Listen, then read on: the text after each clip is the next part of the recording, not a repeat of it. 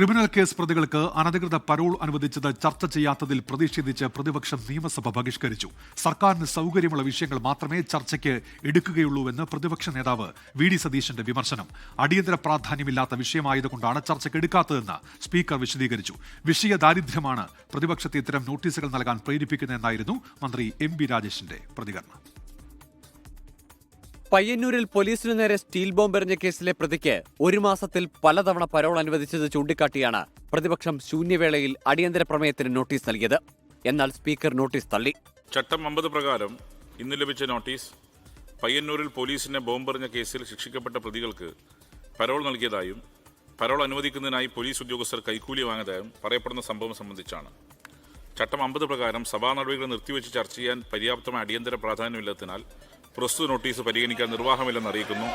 ആവശ്യമാണെങ്കിൽ നോട്ടീസ് നൽകിയ അംഗത്തിന് സബ്മിഷനായി വിഷയം ഉന്നയിക്കാം. സ്പീക്കറുടെ നിലപാടിനെ എതിർത്ത് പ്രതിപക്ഷം മുന്നോട്ട് വന്നു. ചട്ടം ലംഘിച്ച്, നിയമം ലംഘിച്ച് പരോള് ക്രിമിനലുകൾക്ക് കൊടുത്ത് ക്രിമിനലുകൾ തെരുവിലിറങ്ങി കലാപം നടത്തുകയും ക്രിമിനൽ കുറ്റകൃത്യങ്ങളും ചെയ്യുകയും ചെയ്യുന്ന ഗൗരവതരമായ വിഷയമാണ് ഈ സഭാ നടപടികൾ നിർത്തിവെച്ച് ചർച്ച ചെയ്യണമെന്ന് ഞങ്ങൾ ആവശ്യപ്പെട്ടത്.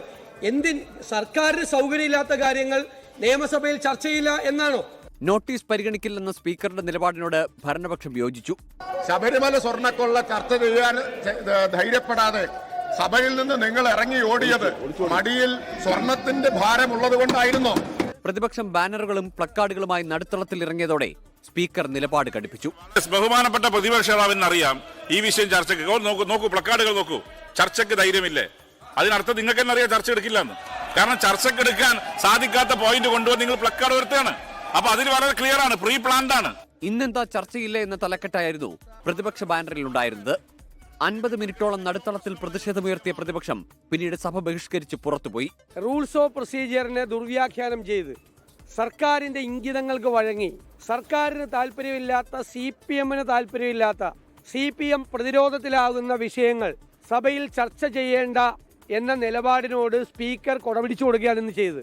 പ്രതിപക്ഷത്തിന്റെ അസാന്നിധ്യത്തിൽ സഭയിൽ ചർച്ച തുടരുകയാണ്. 24 തിരുവനന്തപുരം. ലോകത്തെവിടെയായാലും ഏത് സമയത്തും 24 വാർത്തകളും ഓഗ്മെന്റഡ് റിയാലിറ്റി പാക്കേജുകളും എക്സ്പ്ലെയിനറുകളും വിശദമായി കാണാൻ ഞങ്ങളുടെ യൂട്യൂബ് ചാനൽ നിങ്ങൾക്ക് സബ്സ്ക്രൈബ് ചെയ്യാം.